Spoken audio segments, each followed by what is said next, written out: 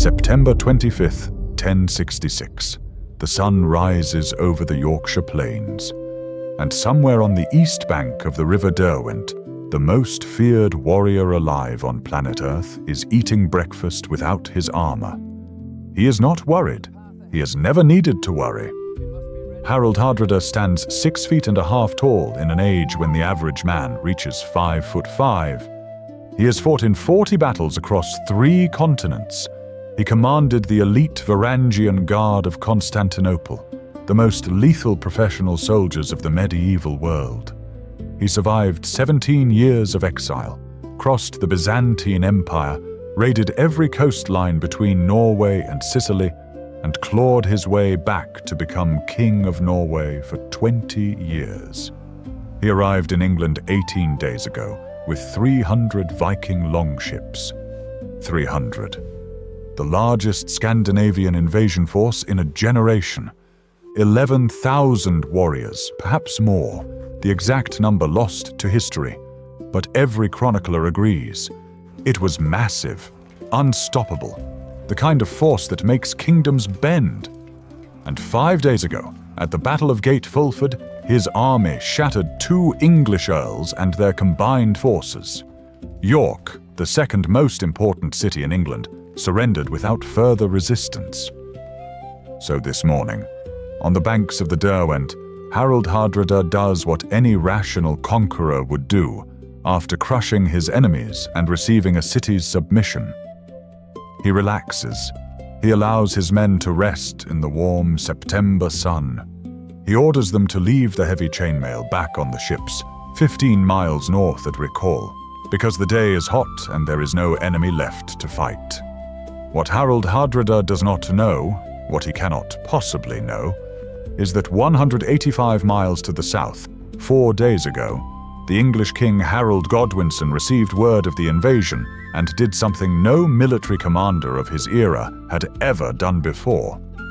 He force-marched his entire army north at 50 miles per day in 4 days. And right now, at this very moment, as Harald Hardrada enjoys his breakfast without his armor, 10,000 English soldiers are cresting the ridge. By nightfall, the Viking Age will be over. But what happens in the next few hours? What decision? What single catastrophic failure of intelligence? What chain of events transforms the mightiest warrior of the 11th century into a dead man in a Yorkshire field? That is a story that has never been told the way it actually happened. This is Stamford Bridge. September 25th, 1066. The last morning of the Viking Age. 3 weeks earlier, the North Sea is full of dragon heads. 300 prows carved into serpents and wolves cut through grey water as the largest Norwegian fleet in decades sails southwest toward England. The oars of 11,000 men rise and fall in rhythm. Below the decks, chainmail shirts rust if not oiled daily. Axes are sharp. Shields are freshly painted. Harald Hardrada is 51 years old. In an era when most warriors are dead by 35, that age alone tells you everything about this man. He is not old. He is refined, hardened by decades of combat into something closer to a force of nature than a person. His claim to the English throne is technical, distant, based on a disputed agreement between an earlier Norwegian king and a previous Danish ruler of England. Historians debate its legal validity. Harold does not care about its legal validity. He cares about the sword, and the sword has always been enough. With him sails Tostig Godwinson, the exiled brother of English King Harold. Tostig has been expelled from his earldom, stripped of his titles, humiliated. He burns for revenge against his own blood. The alliance is convenient. Tostig knows the English coastline. He knows English nobles who might defect. He brings legitimacy to an invasion that otherwise looks like naked aggression. And it works, at first. The fleet anchors in the Humber estuary on September 18th. The combined force marches inland toward York. The English Earls Edwin and Morcar, brothers, commanders of Northumbria and Mercia, choose to fight rather than yield. They march their armies south from York to meet the invaders at a place called Gate Fulford. The battle is brutal and decisive. The English left flank collapses into marshy ground. Harold's veterans turn the confusion into slaughter. Edwin and Morcar escape with their lives, but their armies are destroyed. The road to York is open. 2 days later, the city surrenders. Harald Hardrada accepts hostages from the Northumbrian nobility and promises to govern justly. He moves his army southeast to Stamford Bridge, a strategically central location where he plans to receive more hostages from the wider region. The fleet stays back at Recall, 15 miles south. And here is the thing that will cost everything. Harold's intelligence network goes quiet. He knows Harold Godwinson is in London. He knows William of Normandy threatens from the south.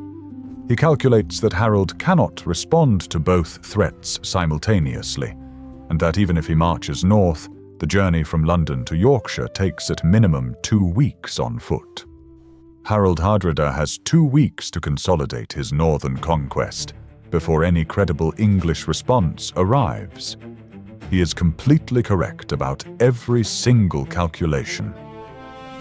Except one. Nobody told him Harold Godwinson had just invented something new, the forced march at impossible speed, with an army that does not stop to rest, does not wait for supply lines, does not follow the rules of medieval military movement. Nobody told him that the English king received the news of Gate Fulford on September 19th, just 4 days ago, and immediately turned his cavalry north, dragging infantry behind him at a pace that broke every expectation of 11th century warfare. The morning of September 25th is warm. The Derwent catches the early light. Harold's men spread across both banks of the river, relaxed, unarmed, some sleeping in the grass. The chainmail is back at the ships. The day looks peaceful. Then a scout comes running from the western ridge. Something on the horizon. A glint. And then another. And then the horizon moves. What the Viking scouts see from the ridge above Stamford Bridge is almost incomprehensible. The English army does not appear gradually. It appears all at once, a wall of men and metal materializing from the western road, like something conjured rather than marched. The late morning sun catches on thousands of spear tips and helmet rims, turning the approaching force into a river of fire. Harold Godwinson's housecarls, his elite professional infantry, the best soldiers in England, lead the column. Behind them, the Fyrd, local levies mobilized as Harold passed through every village on his 4-day sprint north. The Viking camp scrambles. Messengers sprint toward the river. Warriors grab weapons but not armor. The armor is at Recall, 15 miles away, an impossible distance. There is no time to retrieve it. There is barely time to form a line. Harald Hardrada assesses the situation with the cold eye of a man who has faced worse. He has been surprised before. He has been outnumbered before. The shield wall, the Viking answer to everything, will hold while he sends riders to Recall to call up reinforcements with the rest of the army and the armor. 1,000 men hold the eastern bank. More are on the western bank, cut off from the main force by the river. The single wooden bridge across the Derwent becomes everything. Harold Godwinson halts his army on the western bank and sends a rider forward under flag of truce. The rider stops within earshot of the Viking line and delivers a message that has survived 9 centuries because of its brutal precision. King Harold offers his brother Tostig peace. He offers him his earldom back. He offers him land and title if he withdraws. And Harald Hardrada? What does King Harold offer the King of Norway? The rider pauses. Then, 6 feet of English ground. Or, since he is taller than other men, 7 feet. Silence. Then Harald Hardrada laughs. The truce negotiation ends. Both sides know what comes next. What comes next is the single most celebrated act of individual combat in the entire history of Viking warfare. An act so extraordinary that English chroniclers wrote about it for generations, and historians still debate whether it actually happened. One Viking warrior, alone, takes position on the narrow bridge. One man. His name is lost to history. His size is not. Chroniclers describe him as enormous, armored. He apparently had time to grab his mail, swinging a two-handed axe. And he holds the bridge. The English charge. He kills the first man. He kills the second. He kills man after man, absorbing attacks from the front, while his axe sweeps defenders off the narrow crossing.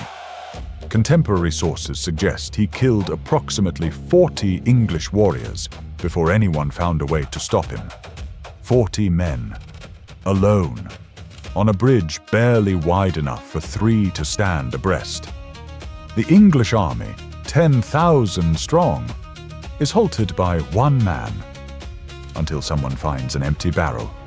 A single English soldier, name also lost to history, takes a wooden swill tub from the riverbank, slides into the water upstream, floats silently under the overhanging willows, and maneuvers beneath the bridge. From below, the giant Viking warrior is vulnerable. The spear comes up through the wooden planks.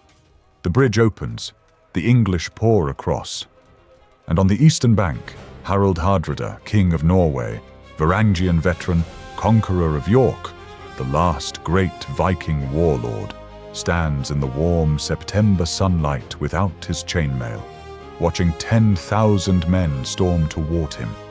This is the moment. Not when the battle begins, the battle has already begun. Not when the bridge falls, that is already done. This is the moment when Harald Hardrada makes the decision that defines his legacy. He could order retreat. The ships are 15 miles south. Hardrada has enough cavalry to reach them. A tactical withdrawal to the fleet, a regrouping, and the campaign continues another day.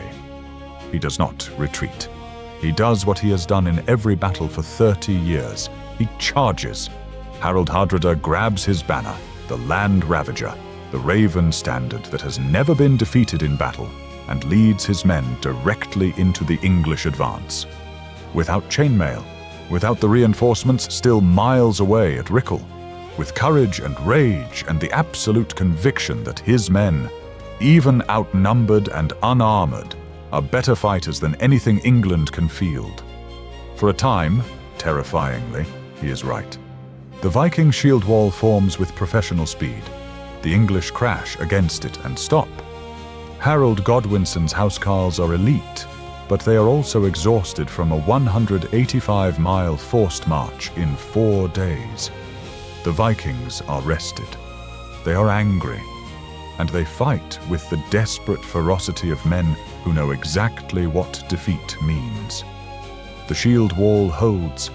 Then it more than holds, it counterattacks. Harald Hardrada himself leads the charge from the center, his great two-handed sword cutting through the English advance. The Norwegians push the English back. For perhaps 30 minutes, perhaps longer, the outcome hangs on a knife's edge. King Harold Godwinson, watching from behind his lines, must wonder if his forced march has simply delivered his exhausted army into a grinder. And then the arrow finds Harald Hardrada's throat. The sources disagree on exactly who fired it, but not on where it struck. Through the throat. A wound that kills quickly and horrifically, suffocation and blood simultaneously, in full view of his men. The greatest warrior of his generation falls in a Yorkshire field, without his armor, on a warm September morning, 21 days after he set sail with the most formidable invasion fleet since the age of the great Viking kings. The Viking shield wall does not immediately break. These are veterans. They have seen their king fall before and rallied. They tighten the formation and keep fighting. Harold Godwinson sends another truce offer to Tostig. Surrender now and survive. Tostig refuses. Whether from loyalty to his dead ally, hatred for his brother, or simple pride, he refuses. The fighting continues for hours. The sun climbs and begins to descend. The Derwent runs the color of rust. The grass on the eastern bank disappears under the weight of the fallen. The reinforcements from Rekel finally arrive, men in chainmail, rested, armed. But they arrive too late and too few. They charge uphill toward a battle already decided, already a massacre, and they die in the attempt. The few who break through the English lines fight until they cannot stand. By mid-afternoon, both Harald Hardrada and Tostig Godwinson are dead. Of the 300 ships that had sailed from Norway 18 days earlier, only 24 are needed to carry the survivors home. 24 ships, out of 300. The rest stay beached at Rekel, empty, a ghost fleet, a monument to what had just ended. 3 days. That is how long the celebration lasts. 3 days after Stamford Bridge, a rider comes north from the coast with news that will reroute the entire momentum of history. William of Normandy has landed. Harold Godwinson, who just performed one of the most brilliant forced marches in medieval military history, who just annihilated the greatest Viking invasion force in decades, must now turn his exhausted army around and march south. Again, immediately. He does not rest his housecarls. He does not wait for his infantry to recover. He does not, and historians have argued about this decision for 960 years, fully reinforce his depleted ranks before going south. The victory at Stamford Bridge, complete as it is, has cost him a third of his effective fighting force. He arrives at Hastings 19 days later with an army that has marched nearly 400 miles in less than 3 weeks. What follows on October 14th at Senlac Ridge is a different story, but it is a story that cannot be understood without September 25th. The English are not defeated at Hastings because William is a superior commander, though he is formidable. They are not defeated because Norman cavalry is irresistible, though it is powerful. They fight for 9 hours and come within a dozen arrows of holding the ridge. They lose, in part because they are already broken from Stamford Bridge. But the consequences of September 25th reach far beyond the field at Hastings. Back in Norway, Hardrada's surviving son Olaf sails the 24 ships home and makes peace with Harold Godwinson, then later with William. He carries with him the bodies of his father and Tostig, and carries something else: the knowledge that England is permanently closed to Viking ambition. The era of great Scandinavian invasions, the era that had shaped English history for 250 years, from the first raids on Lindisfarne in 793 to this last catastrophic defeat, is over. Not declining, not fading. Over, finished, terminated in a single afternoon. The English nobility that survives the Norman conquest will spend the next century absorbing a French-speaking ruling class, losing their language, watching their traditions buried under Norman stone. But the Viking threat, the northern threat that had haunted every English king since Alfred the Great, vanishes at Stamford Bridge and never returns. In York, the city that surrendered to Hardrada just 5 days before the battle, life returns to normal with extraordinary speed. The hostages Harold had taken are released. The Northumbrian nobility that had submitted to the invaders recalibrates to the new political reality with the pragmatic flexibility of people who have survived generations of violent change. The battlefield itself becomes something else entirely. A place of pilgrimage, of memory, of competing stories.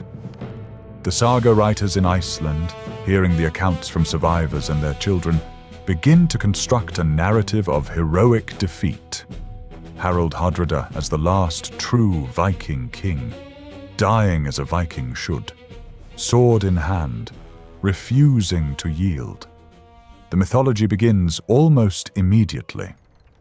But somewhere in the gap between mythology and reality lies the actual lesson of Stamford Bridge, a lesson about preparation, intelligence, and the price of a single catastrophic assumption. Harald Hardrada assumed he had time. He assumed his intelligence was complete. He assumed the enemy would behave as enemies had always behaved. He left his armor on the ships because nothing in his 40 battles had ever taught him that a human army could move that fast. And Harold Godwinson, in those 4 miraculous days of forced march, rewrote the rules of medieval warfare without anyone asking his permission. Nearly 1,000 years have passed since the morning of September 25th, 1066. The River Derwent still flows through Yorkshire. The village of Stamford Bridge still stands. There is a small monument.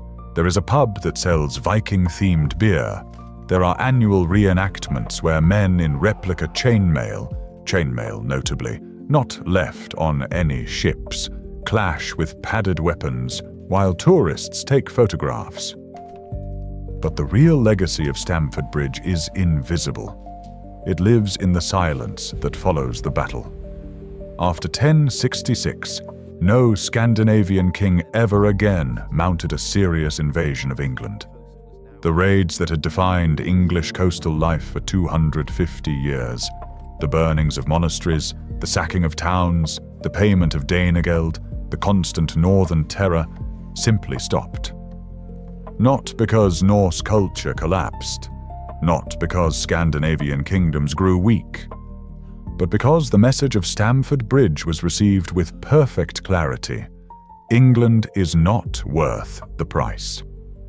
The Viking Age did not end gradually, the way most historical epochs end, with long centuries of decline, with slow cultural shifts, with a twilight that blurs into darkness. It ended at approximately 3 o'clock on a September afternoon, when a Norwegian king fell in a field without his armor. The historical parallel that resonates across 9 centuries is not about Vikings specifically. It is about what happens when military supremacy rests on reputation rather than preparation. Harald Hardrada was, by the standards of his age, genuinely invincible. His reputation was the product of real victories, real skill, real experience. But reputation cannot stop an arrow, and supremacy built on past performance provides no defense against a commander willing to break every assumption about how fast an army can move. The forced march of Harold Godwinson, 185 miles in 4 days, roughly 46 miles per day, remains one of the fastest movements of a medieval army on record.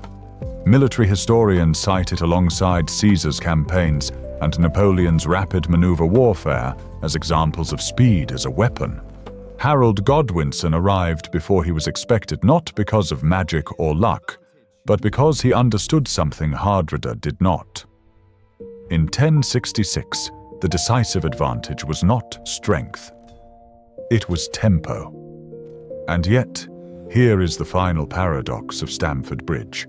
The man who perfected tempo died 19 days later because he couldn't stop using it. Harold Godwinson marched north at impossible speed and won. Then he marched south at impossible speed and lost. The very quality that made him brilliant at Stamford Bridge made him reckless at Hastings. He arrived before his army was truly ready. He attacked before his exhausted men could recover. He won the sprint and lost the marathon. The Viking chieftains in their longhouses in Bergen and Trondheim, hearing the news of Stamford Bridge and then Hastings in the same breath, drew a devastating conclusion. England was defended by a king capable of crushing 11,000 Vikings in a single afternoon.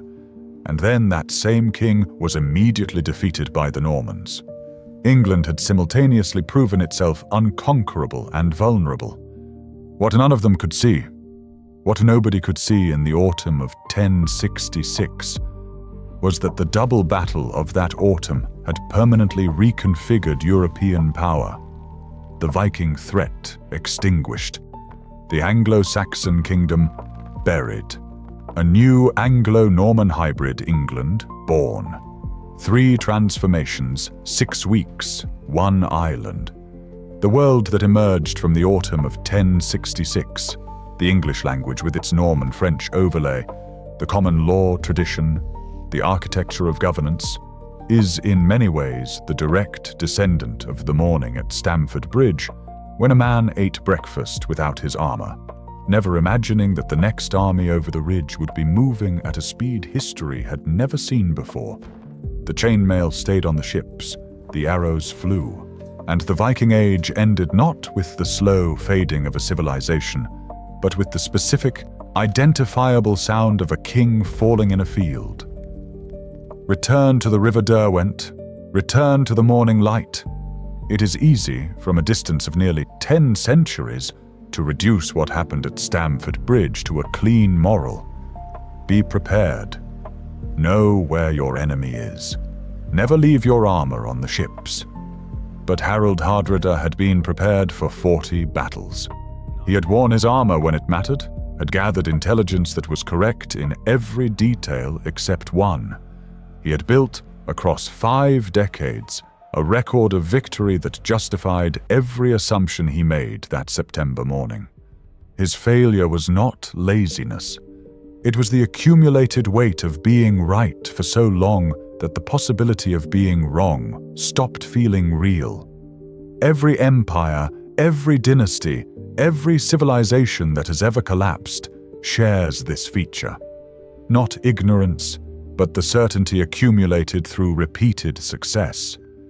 The armor stays on the ships not because the commander is foolish, but because for 18 days, for 20 years, taking it off worked perfectly.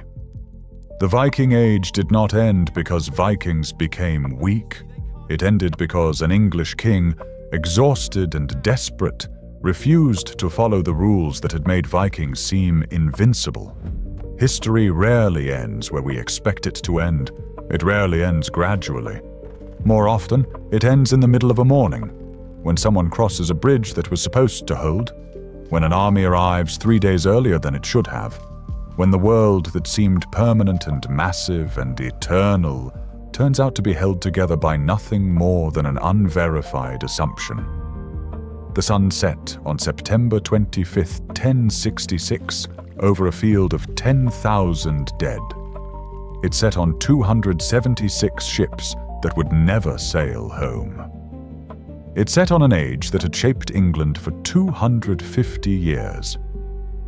And somewhere in Norway, Harald Hardrada's son Olaf was already preparing for the long voyage home, sailing in one of 24 ships that had once been part of 300, carrying with him the knowledge that something enormous had ended, and that the world his father had known was already becoming a different world entirely.